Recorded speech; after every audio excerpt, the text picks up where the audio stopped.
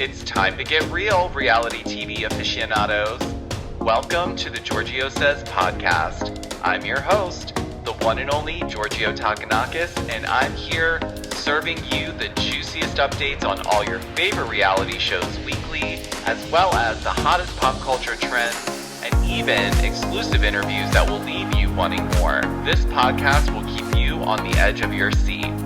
We definitely need to talk about this. The Giorgio Says podcast starts now. All right, my friends, welcome back to another episode of Giorgio Says the podcast. Happy Monday. So today's episode, you guys, I know I always recap Real Housewives of Potomac, but you watched my recap on TikTok and Instagram, you already know what I feel about it. So I'm going to utilize this episode to give you a little bit more than what I gave in terms of a recap for Potomac, but I'm not going to give a full detailed one because it felt like the longest episode ever.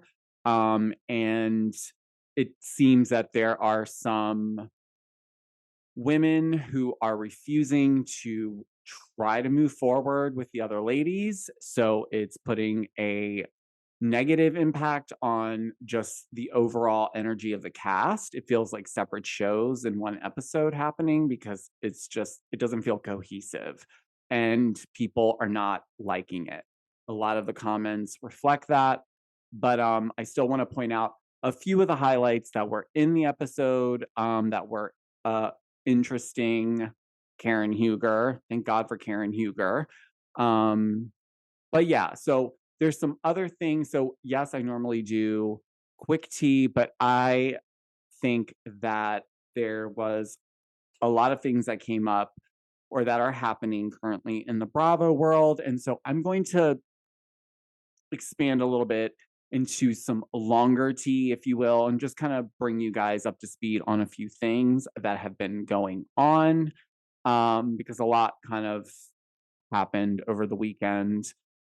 P.S. If you guys are on TikTok, Nikki versus Meg the Stallion, the diss tracks, that is literally the most entertaining side of TikTok right now.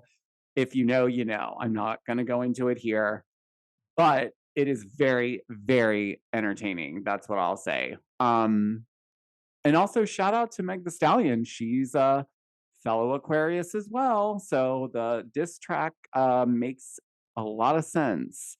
Anyways, I'm going to stop ranting now and get into basically what's been going on in the Bravo world. We have news for Beverly Hills. They filmed their reunion last week. Jesus Jugs is officially friend of.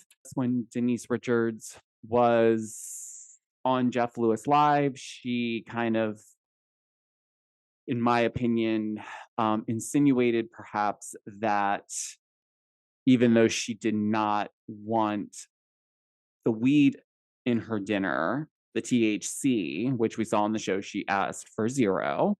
But she kind of implies this thing where like she's not sure why she was so like wackadoodle, as Lisa Rinna would say. But so I'm gonna go into that because the chef made a really big clapback online.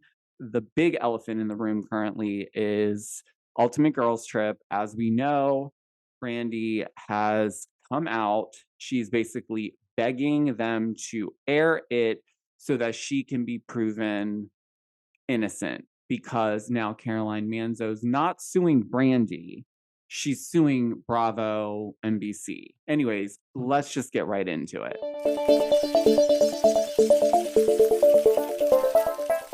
All right, you guys. So as I mentioned, this is not going to be quick tea because I have a number of things that I want to kind of bring you guys up to speed on. But I guess where I'll start with all of this is the Caroline Manzo, because that's the biggest one right now.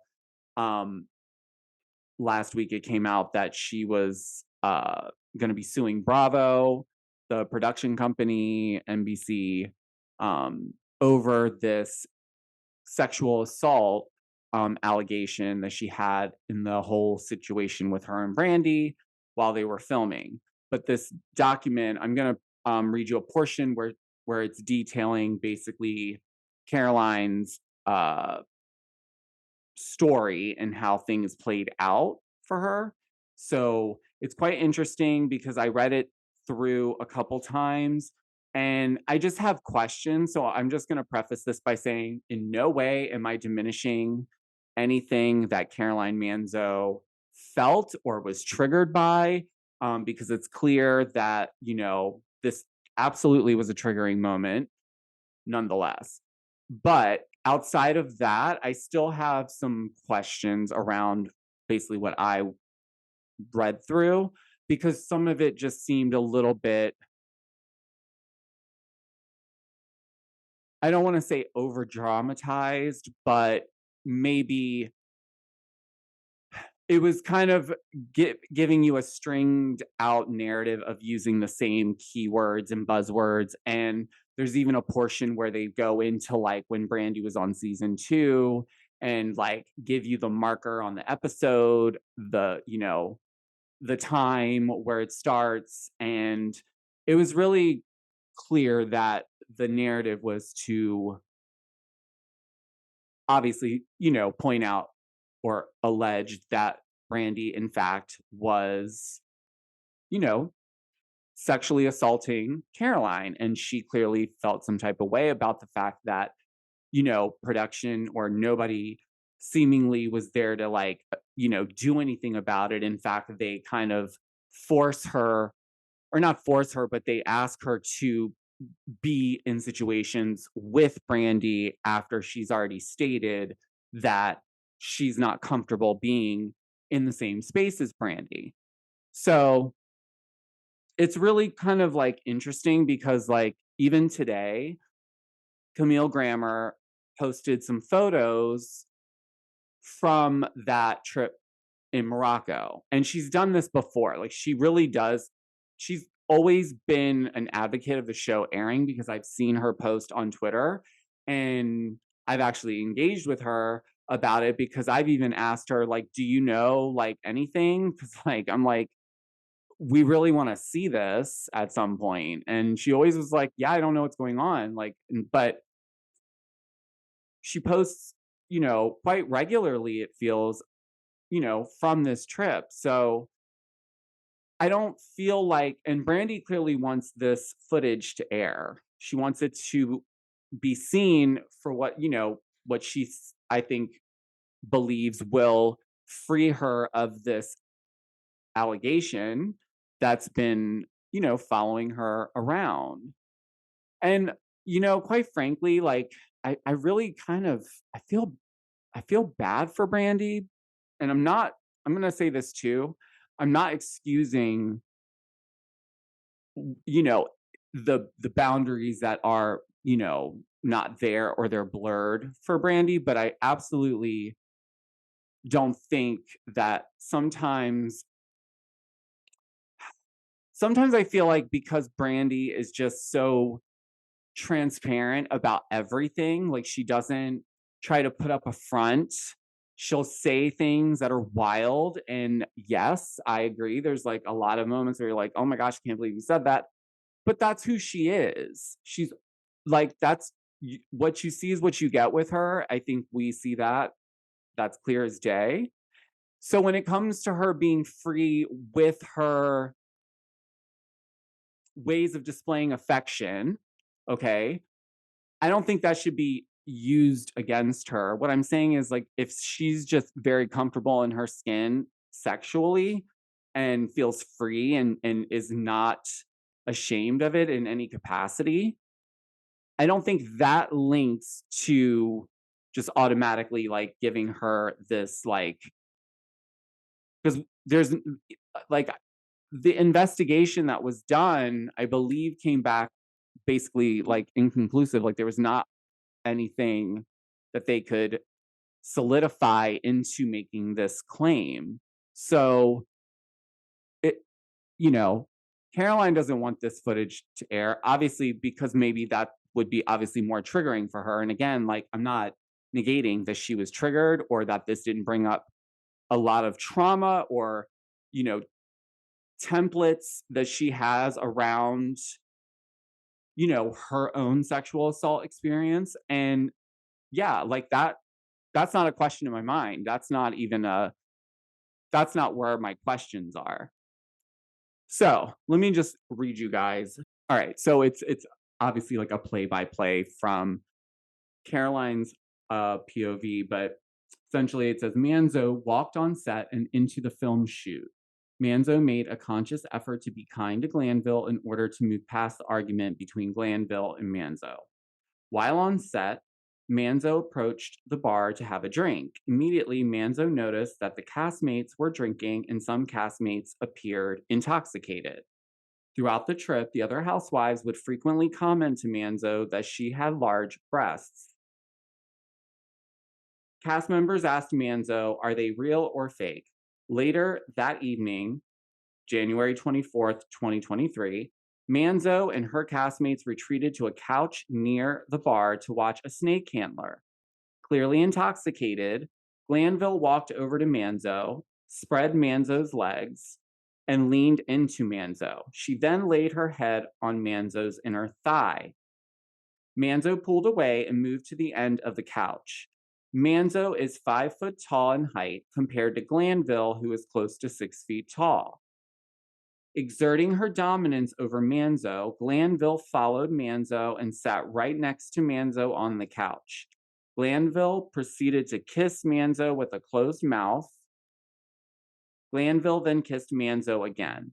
Manzo was very uncomfortable. Glanville then proceeded to mount Manzo on the couch, holding Manzo down with her body, forcibly squeezed Manzo's cheeks together and thrust her tongue in Manzo's mouth while humping her.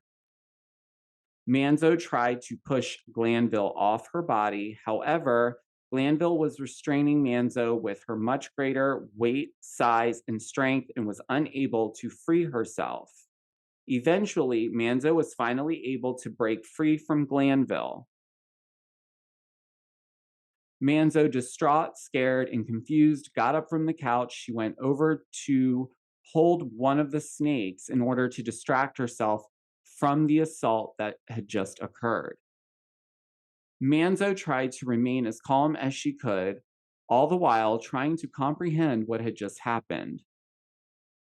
When Manzo was 7 years old, she was sexually assaulted. Glanville's sexual assault made all of these dormant and horrific memories immediately resurface. Manzo again felt like she was 7 years old and began to relive her previous sexual assaults in the context of this sexual assault. She was in a state of shock. Okay, so the amount of times that they are in, like, making sure to use Manzo was sexually assaulted, sexual assault, sexual assault, sexual, like, they're really drilling it in to, like, prove the point. Manzo, overcome and distraught, then went to the bathroom to wash her hands. Now, this is where I start to have some questions. Okay, so it says, Manzo, overcome and distraught, then went to the bathroom to wash her hands. Brandy Glanville, Gretchen Rossi, Alex McCord, and Caroline Manzo walked into the bathroom at the same time. Okay, so they're all now they're in the bathroom together. As Manzo stood at the sink washing her hands, Glanville entered the bathroom and came behind Manzo, forced her vagina against Manzo's buttocks, breasts against Manzo's back, wrapped her long arms around Manzo, forcibly restraining her, and began washing her hands with Manzo's hands intertwined. Immediately, Manzo tried to exit the bathroom. The bathroom door was locked. Glanville pinned Manzo's body against the door. Glanville pressed her breasts and vagina against Manzo. Manzo tried to unlock the door, but could not get out. Glanville repeatedly hit Manzo's hands away from the door lock. Glanville then reached around Manzo's body and then groped, grabbed, and forcibly fondled Manzo's vagina and breasts. At the same time, Glanville pushed her face into Manzo's neck in order to kiss her. From inside the bathroom, Manzo cries, "Help, help, help, help," but no one ever came.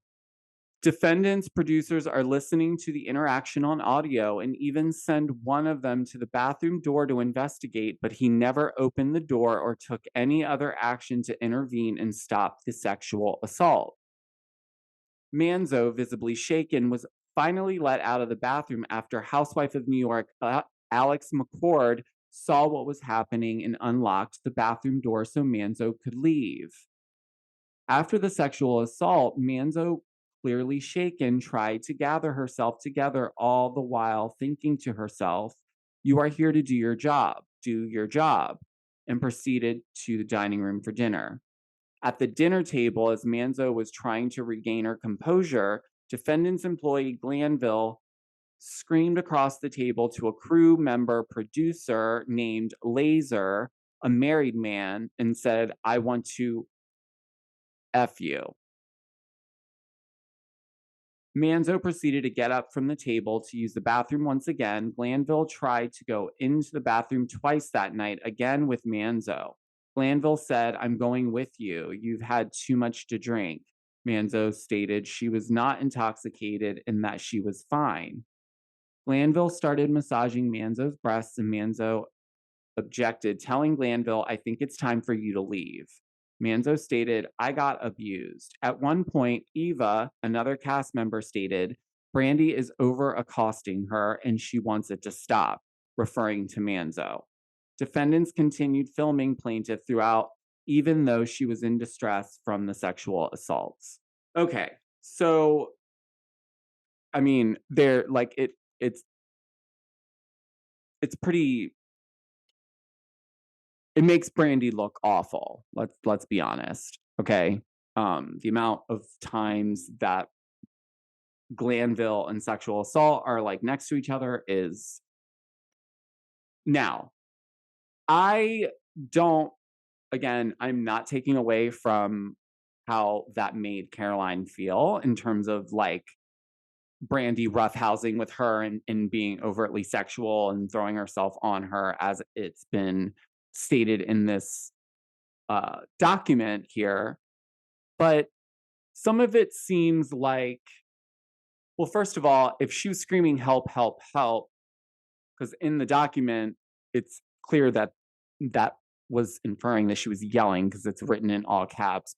If there's an audio person, which there is, listening to everyone's mic, they would hear that, right?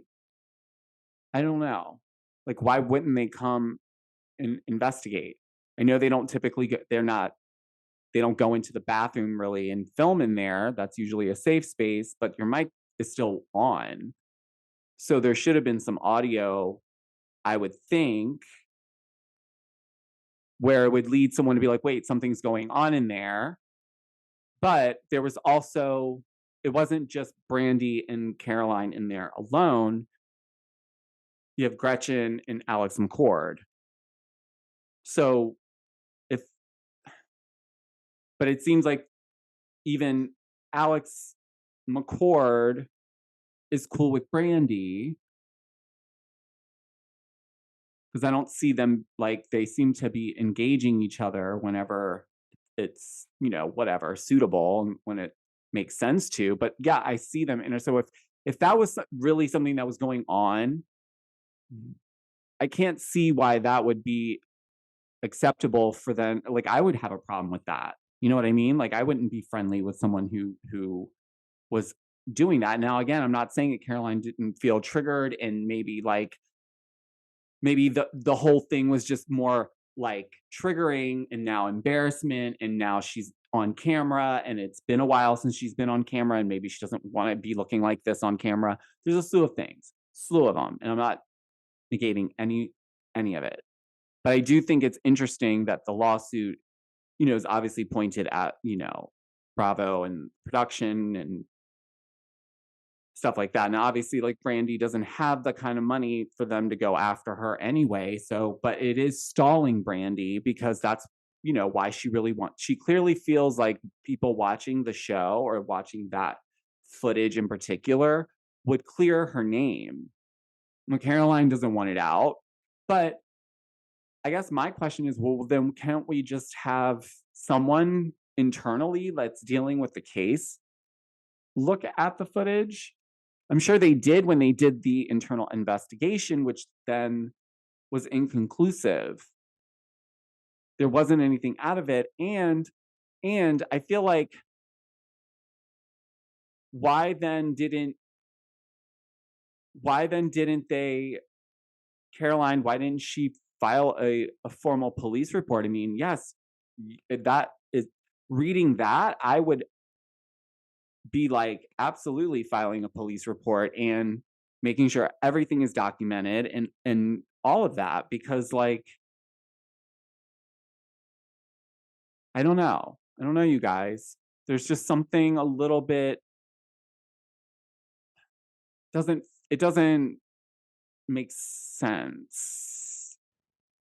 I just feel like, and I know there's a lot of theories out there, but I don't want to go down that rabbit hole because those were kind of, but this has been kind of like old news. Like with this happened like a year ago, and I just feel like at this point, like yes, if they don't probably want to show it because yeah, it would be triggering for her because that was something that clearly triggered her.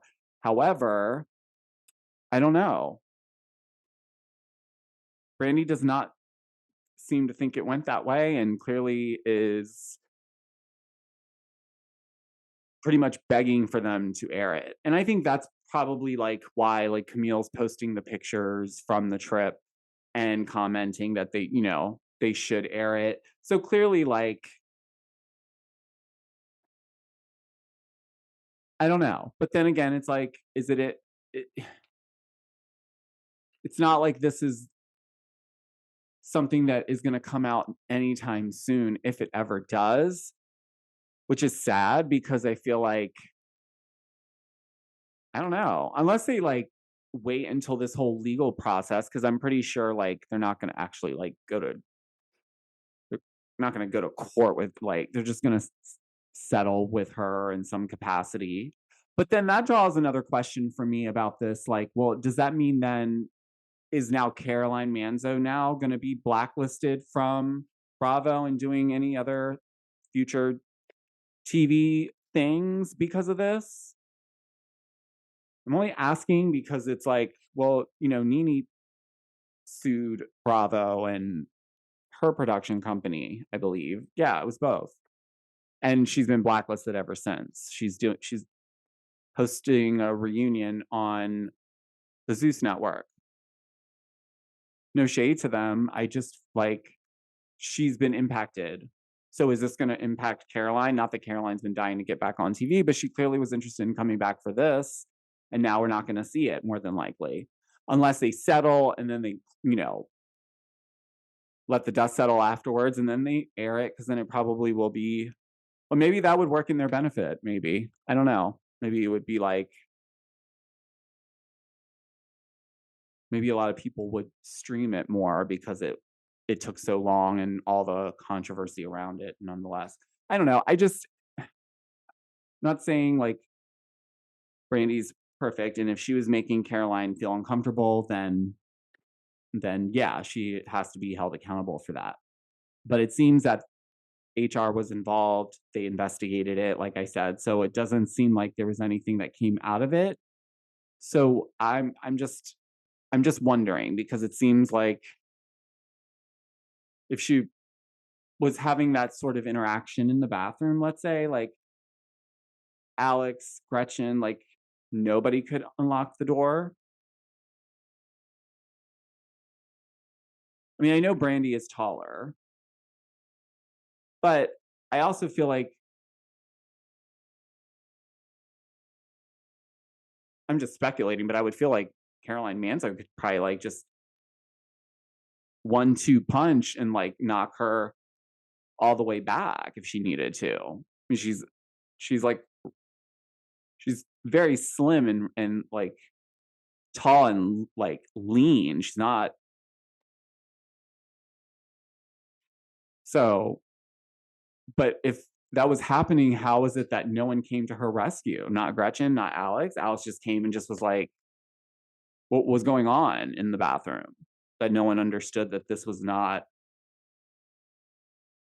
because it says she was saying help, help, help, but yet no one came to help. So I don't, between the audio people being able to hear everything and then having the other two women in the bathroom at the same time, like where was the urgency from them? And I read the part where they referenced like Eva saying like she's being accosted too much, like meaning like she needs to chill. That's like any other situation where Brandy's just wild and drunk and crazy and like does something to piss someone off, and sometimes it gets to be too much. And so I think they're trying to like, I'm reading that differently than what they're trying to imply with that statement that, Eva said this. But like, then again, it's like, well, then maybe they should just watch the footage. Maybe they should subpoena the footage to watch just for the situation, at least to be able to like allow Brandy to have the right to like defend herself and try to clear her name. I feel like this is just kind of like, it's just painting more of this picture. Cause like, you guys heard the amount of times the word sexual assault was used, pretty much a word or two away from Glanville, was very like very specific. So I wonder. But at any rate, that's the big elephant that's been in the room. I hope they get this sorted out quickly. I know a lot of people really do want to watch this Ultimate Girls Trip because it looks like it would be good. And I mean, outside of this situation, but we'll see. But we definitely need to get into Denise Richards. I don't know why. I wish she would just be real, be honest. Just say like, I drank too much on the way to Kyle's weed dinner. She always tries to make another story up and conjure up some different like, or it pulls the I don't know how this happened bit, and it's just like it's really interesting. But she was on Jeff Lewis Live last week, and they were talking about the weed dinner, and she basically said she had like a sideways night. And even when she got home, Aaron was like, what is going on with you? I think that she doesn't want to admit, maybe perhaps she took something to calm her nerves and this is what it looked like to me. She took something perhaps to calm her nerves, and maybe she had one too many cocktail or drinks on the way to the dinner to try to relax her nerves because she knew she was going to be filming. Right. But I think that slowly like caught up with her. And I think it all just hit her because I'm sure also the energy when you're filming is like intense. And so if she was already going down that slope, then it was like downhill for real. Like she was a mess. We can all agree with that. But she tries to like almost imply that, because they go back and forth. Like he's like, well, do you think that maybe you got wheat and you accidentally got weed in your food, or like that they switched your plate by accident, or they put weed in they were implying like either the chef made a boo-boo on the whole, like, because in the episode they're very clear. They show us like each of the ladies get like if they got it, how much dosage they were getting in theirs, and the ones that weren't getting any would say 0. And so Denise said she didn't want it because she also says on the Jeff Lewis show that like she's tried it a couple times, it doesn't agree with her. I don't feel like that was like THC behavior. It felt more like I drank something and took something and here I am. But nonetheless, the chef from that dinner party, he spoke out and he clapped back at Denise, rightfully so, because the way that they were going on about it, it was just implying that like she was drugged, perhaps, maybe. allegedly. Like she doesn't know. She doesn't know how she got, like, that's not, I don't know what's going on with people trying to like make up these like implied allegations like that where they're super duper serious and that could like be damaging, specifically because Denise Richards is, she's Denise fucking Richards. Like, you're saying this on the radio with Jeff Lewis, who's also, in my opinion, enabling it a little bit because he obviously like was going back and forth about it. But the Herbal Chef on Instagram is the guy's name, and I, you know what, good for him, because listen, it could have damaged his reputation, and that like that would imply that someone's like drugging you without you wanting to be like, that's not the vibe. But anyways, so he writes, Denise Richards, you are such a damn liar, Denise. It's embarrassing and you should be ashamed of yourself. Let me tell you what really happened. Denise walked into Kyle's house absolutely obliterated. I believe that, because she looked a mess when they pulled up. Her first slurred words to me were, "Do you know who I am?" Followed by a bunch of other gibberish that we could barely make out. In every interview since this episode aired, you've acted as if you had no idea what was going on. We must have slipped something in your food or bottled water. Really? We went over how the evening would go with you and everyone else at the table, including specifying how dosage works and what we take our responsibility and that we take our responsibility very seriously, especially when someone would rather abstain from cannabis. It would be detrimental to my business if we left our guests incapacitated. Don't you think? See, this should have been such a beautiful moment for cannabis and the positive influence it could have in one's life if consumed responsibly. We take pride in our work, and I have built an unparalleled level of trust with the community and the world at large through years, in all caps, of dedication to educating our guests and the curious minds around us through seminars, dinners, expos, and social media. It has been painstaking to try and showcase the credibility of the science behind cannabis and its uses. Your freebie ego, oh, sorry, your feeble ego can't even admit that you have something else going on and arrived under the influence from something else, that you have to try and blame others instead of taking responsibility. Then you have the audacity to say, how could Kyle Richards throw this party if she's sober? Or you think Pretty Mess said she was fucked up? You were in another realm. And it was only you because, spoiler alert, you have some deep-seated issues that you are clearly working through in your own heart. Not surprised one bit that cannabis doesn't agree with you. It has a tendency to mirror one's truest self. And the enablers, Jeff Lewis, you should be ashamed of yourself too. Did you not watch the episode and just felt it was your duty to suck up to every single person sitting across from you in that chair? I mean, he continues, but I mean, that's the gist. Like, it's very clear. Like, I mean, we all saw it, we all saw it, and good, like I said, good for him for sticking up for himself, sticking up for the science that, you know, all that is cannabis. Like, it was supposed to be a more teaching moment as well, to his point, and it just, when she does that, it just makes everyone seem like they're stupid, or that like we're all just being like, oh yeah, sure. Like, she does, I do think she's like, all her trauma is caught up with her. I do. And I do wonder sometimes, like, maybe it's time for her to take a break, like go live for a while, go sit by the beach. Like, I don't know what goes on in her house, but like, she just doesn't seem like the same Denise Richards. So it's clearly a lot of stuff going on there. But I do agree. I don't think it's right that she blames it on something else and takes like zero accountability, because she kind of does that a lot. And she was a mess.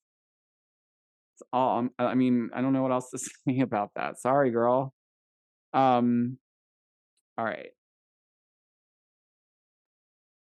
Real Housewives of Beverly Hills reunion. We got just not a lot happened really. There was a moment, and shout out to your moms are watching because I saw that she had put up the tea first. Um, and also they had a surprise guest at the reunion, and da da da, it was Kathy Hilton. Yes, Hunky Dory was at the Beverly Hills reunion.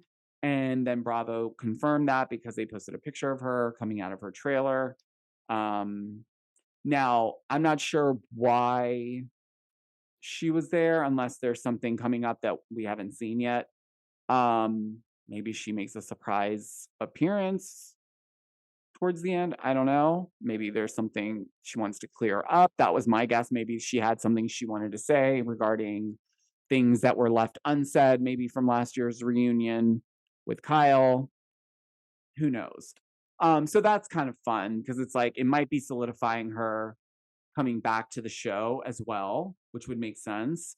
And I think a lot of people want her back on the show because it's Kathy Hilton and she is Beverly Hills. And let's be honest, whether you love every bit of who she is and everything that she does, which not everybody can be 100% of everything, she is humorous. She is very entertaining, and she has it. She's got all the boxes checked without even having to blink. I mean, she can just literally be herself. I mean, this she was just on a Page Six interview talking about how her and Rick go to Cheesecake Factory once a week for date night, and I just think that is just the cutest thing because it's like it's Kathy Hilton and Rick Hilton going to Cheesecake Factory and talking about how good the food is. It makes you feel like this is like people want to watch that. You know what I mean? I do at least. I don't want to speak for everybody, but I think most people would agree that she's good for the show. Because she's got a quirky sense of humor, and I think she blends in nicely with the cast for the most part. Um then the other part of the tea that came out of the Beverly Hills reunion was that Sutton, unfortunately, towards the end of the taping, she passed out and had to be taken to the hospital. And so Garcelle went with her, and but I believe she's fine now. I've heard that she's doing okay, and that I mean they didn't say what happened exactly, or like maybe someone out there knows more details. I don't know exactly what came out of her going to the hospital, but I mean, it could be a number of things, honestly. Like she could have not been feeling well already, and maybe she didn't eat something, or maybe she didn't eat enough, or maybe her blood sugar was off.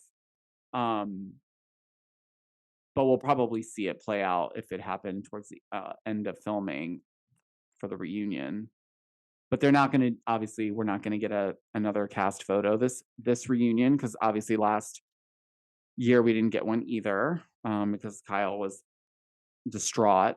Um, and that was pretty much it. I don't know exactly where we're at yet because I feel like we have a few more things coming up with Beverly Hills. It coincidentally though, I was a little bit interested because if you guys have noticed, Crystal has been uh, shading Dorit because rightfully so. Dorit's comments towards Crystal on that last episode was like just she has no she literally is in a bubble. Anyways, so Crystal is clearly speaking out.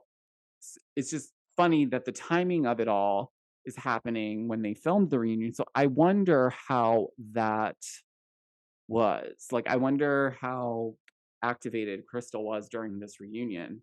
Because also I don't know what else is we don't know yet like how much more of the season we have left. I would believe it's like another 4 episodes, maybe 5. Um, we know the season finale is going to be Erica performing at Kyle's white party. So whenever that comes up, but I feel like that's coming up soon. Um, And the seating chart obviously has Kyle next to Andy, of course. And next to Kyle, it's Erica. Next to Erica, it's Dorit. And next to Dorit, it's Anne Marie. And then on the opposite side, Sutton has her seat next to Andy, because obviously she had the most conflict with Kyle this season. And then next to Sutton is Garcelle, and next to Garcelle is Crystal. So, well deserved there for Sutton, because I feel like she really earned her diamond, and then now she's got her seat next to Andy at a reunion. So good for her. You know, I'm a slutton over here, so I'm not ashamed to say that. Glad that nothing serious happened, and you know, if I'm honest, I'm ready for this season to kind of wrap up as well. Because honestly, it's been an interesting transitional season for Beverly Hills, but the ratings are still strong, so we're still tuning in, so it still has that pull to it, and the storylines are not awful, but it's just different, and I think it's, you know, we'll see how this goes, because I don't know. It's going to be interesting, because also I wonder how much Kyle gets grilled at the reunion, because you know, a lot happens towards the end, more so when they pick up the cameras again. So we'll see. I think Kathy being there is kind of solidifying her return to possibly coming back next season. I mean, fingers crossed, at least on my side. Uh All right, last one, you guys. Sorry, this has been a very long-winded, but I just want to bring you guys up to speed because so much was going on over the weekend. So, anyways, as I mentioned, yes, Alexis Bellino has officially signed on for Orange County. She's a friend of.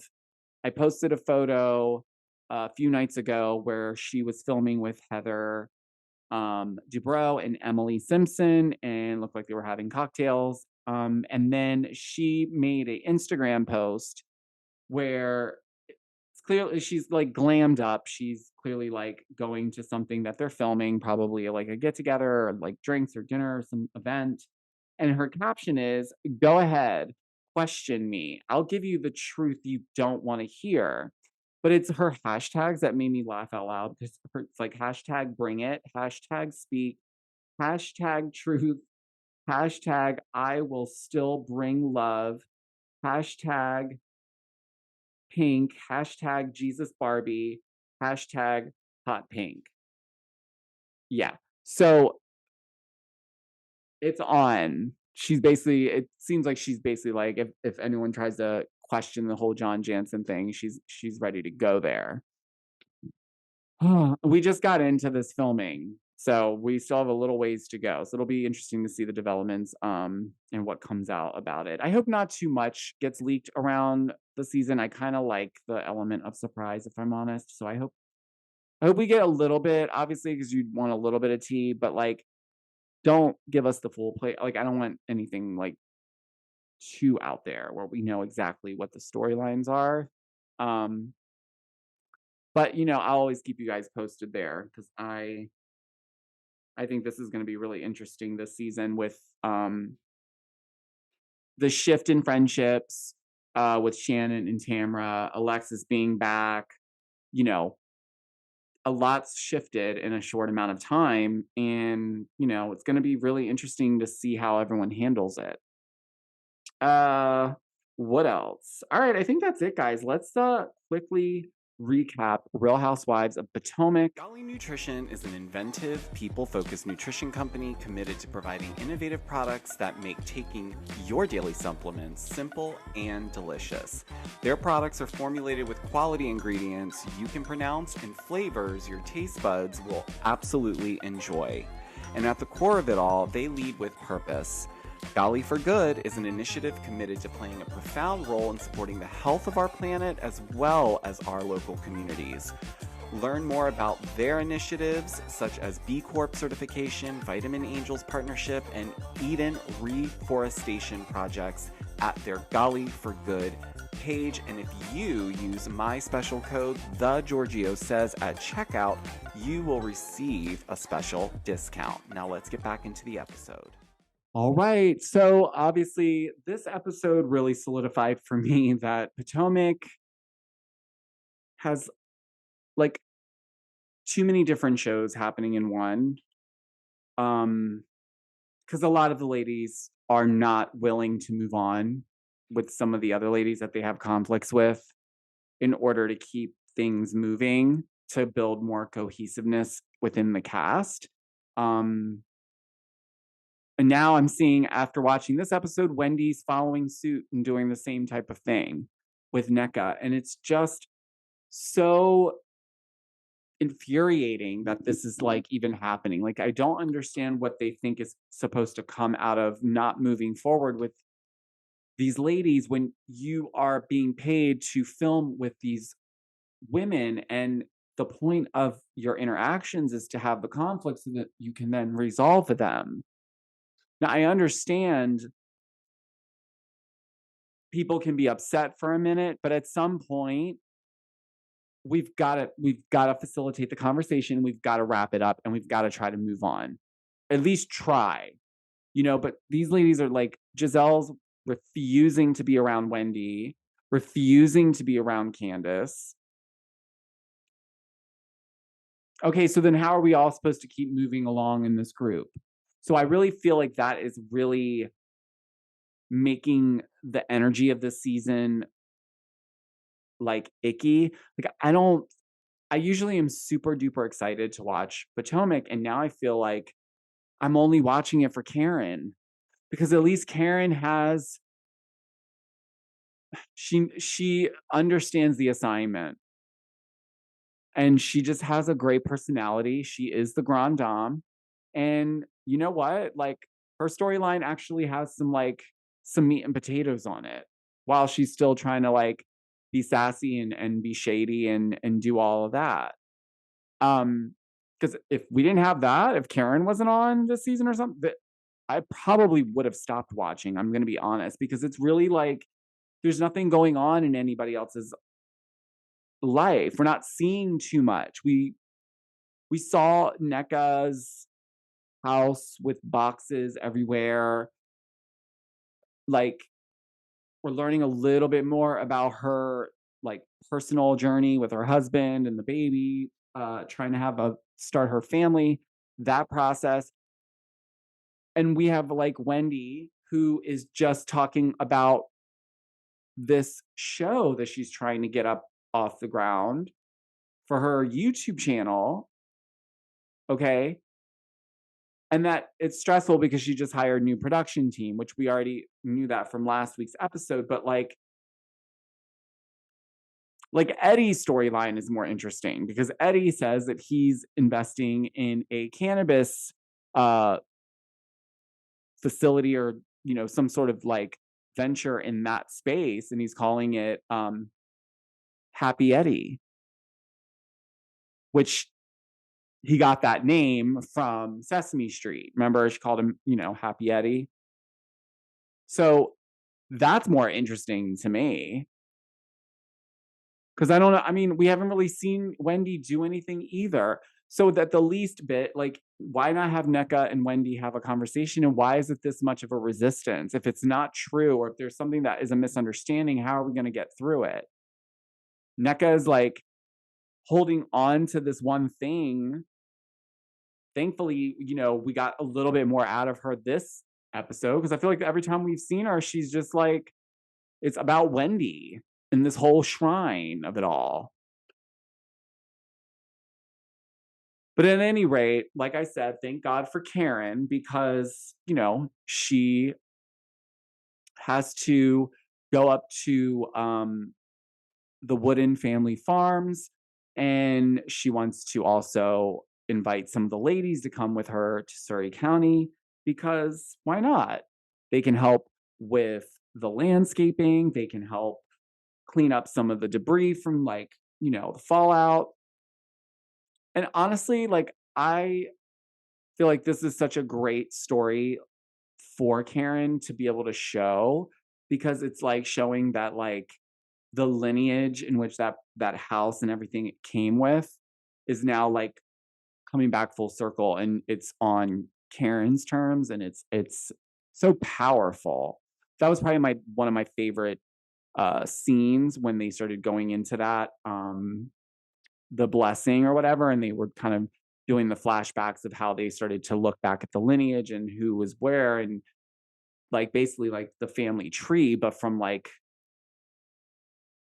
they were on a plantation. Like that's like got to be like I can't even imagine, but like it's a very powerful like story, and I know like the edits on Surrey County and all that are like more humorous, but the fact that she's able to keep that in her family is huge, in my opinion, at least.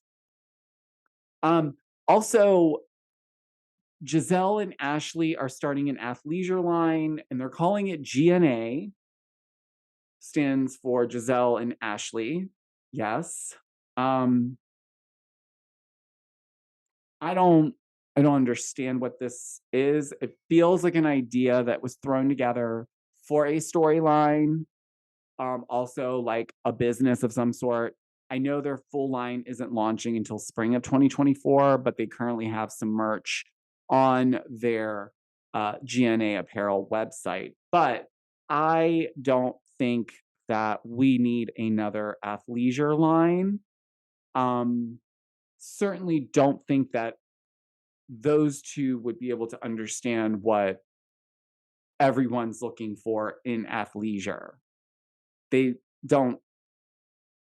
I mean, in terms of builds and stuff, like in lifestyle, like Ashley doing this by herself would have made more sense because at least, like, okay, fine, she's athletic, she's got a nice build, she has a nice body, she's very active, she's like, that's believable. But then it's just like watching the scene with them looking at the fabrics and like Giselle's picking out velour, and it's like, that's Ashley's like, that's not breathable, babe. She's like, oh yeah, you're right. Like, because that's what I mean. It's like, well,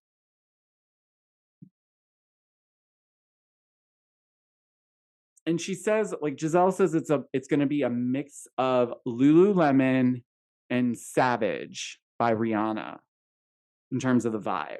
So definitely going to have some bedazzled situations on some of the leggings. However, we'll see what it is. I believe they showcase some of it, or they have a party for their line down the road this season. So hopefully we get to see some of the product. So, don't judge it yet. I won't. I'll be watching to see what it is. I still don't think we need any other I don't think we need more athleisure line. Like there's so many. I think we're good. I don't think you're solving any other problems there. Um Karen, like I said, she's going to Surrey County. She has to invite some of the ladies. Simply can't invite all of them only because she doesn't have enough liability insurance, as she stated. So she put all the ladies' names in a fishbowl and she drew out, I believe, however many she could bring with her. Now, this is what, again, why I love Karen, because she purposefully sent out a text saying my selected attendees, and she calls them all out, asking them to join her. And because Karen invited Candace and Wendy, Giselle and Robin opted to not go. Now, Robin, in my opinion, just made an excuse because she already knew Giselle wasn't going to go. So if Giselle wasn't going, she wasn't going to go by herself, because that would leave Robin isolated for any of those women to want to question her more directly about the one of it all.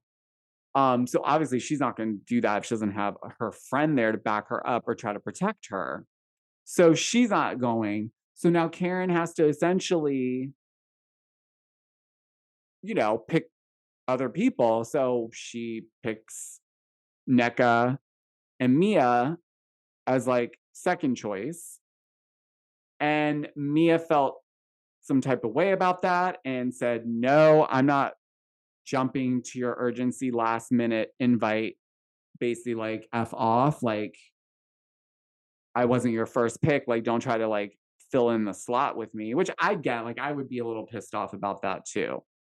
And Nneka, she realized that she wasn't picked first, obviously, because when Giselle and Charisse came to see Nneka's house, they talked about this because, Giselle was like explaining why she wasn't going to go. And this is also where I realized these women are not going to move forward and it's going to impact the show going forward. It already has, because she says, I'm not going to interact with Candace or Wendy.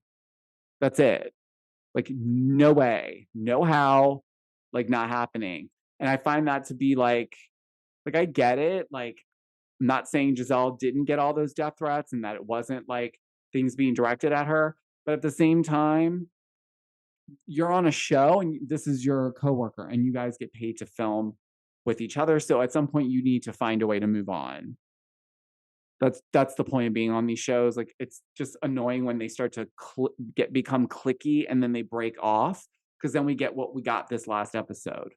A hodgepodge of content. Nothing felt like it ran through consistently in terms of storyline, overarching storyline, if you will. It just felt like everyone had their own show and we were seeing clips of different shows in one episode. Because even when they throw in this unnecessary scene where Mia goes with Robin to some salt spa where they go into a salt room cave, which looks actually pretty cool. However, the content was ridiculous. They're just laying there. They're talking about absolutely nothing. Mia's talking about how she retained a lawyer about a year ago from that point, and was looking into divorcing Gordon. And I don't even remember what else she brought up. I think maybe her point, like maybe they were trying to get her to talk to Robin so that Robin would open up more about the Juan stuff. But it didn't work, because as soon as she asked, like, well, are you and Juan in therapy? Robin's like, no, we haven't gone to therapy because we don't have a problem with each other. It's just like separately, they have issues outside of their home. It's just not between the both of them. So they don't feel the need for therapy, which I'm like, are you joking? So anyways, I'm not going to try to unpack that whole bag of rocks, because that is like, it's so clear that no one is, she's not going to give up any information. I don't know what'll happen at the reunion. Like, maybe she'll be grilled more, but it doesn't feel like they're really asking that many questions. And if they are, it's being cut out. I don't know. Unnecessary scene. Yawn fest. Surrey County, the ladies get there. Like I said, Karen has a blessing ceremony for the property that she is acquiring and purchasing. The ladies on their way to Surrey County. Oh, yes, on the way to Surrey County, which, by the way, they would have had to get a bigger Sprinter van for that like length of travel, because it looked very claustrophobic. Like, I would have probably needed like multiple breaks, like, because I was getting like a little panicky, like when they kept showing like where Candace and Wendy were, and because Ashley was also in the very back. So it just felt like everyone was literally on top of each other. So I was like, why didn't you guys just get a bigger van? But nonetheless, Ashley lets everyone know that she and Giselle are starting the GNA like athleisure line. And Wendy and Candace quite literally bust out laughing and said, like, are you joking? Like, for real? Like, why are you two linking up to start an athleisure wear line? Like, that doesn't make sense. Absolutely. Does not make sense. And Ashley knows it doesn't make sense because she was also laughing at it. Like, she knew. You knew, Ashley, that this is not it. This is not the vibe. So, but like I said, we haven't seen the final products, so I'm not going to judge it yet. Maybe it's cute. Maybe I'll get some GNA. Who knows? All I know is Nneka's really trying to resolve things or come to some like neutral grounds with Wendy, because she does invite all of the ladies on the van to her unpacking house party, where I guess you invite people over to your new home and they help you unpack all of your shit. That doesn't sound like something I would be interested in doing, but I mean, I might help you unpack one box and then drink champagne with you, and like we can order pizza, but I'm not going to unpack all your boxes for you. No. But nonetheless, obviously Wendy felt like they were putting her on the spot, because then Ash was like, "Did you hear she invited you too?" And she was just like, "Yeah, like 20 million steps forward on us." Like, meaning like we haven't even had a conversation. But then it's like, well, why aren't you guys having the conversation? Seems like you don't want to have the conversation. She's trying to move forward with you. You're not allowing her to have the conversation to try to move on. So she's trying other ways by including you and inviting you to the unpacking party for her new home. Like, that's her way of trying to put her foot in the door, because you're not allowing for her to have dialogue and explain her side so that you can explain your side and maybe try to come to some sort of middle ground. Because then when we're done cleaning up the yard and we're having lunch,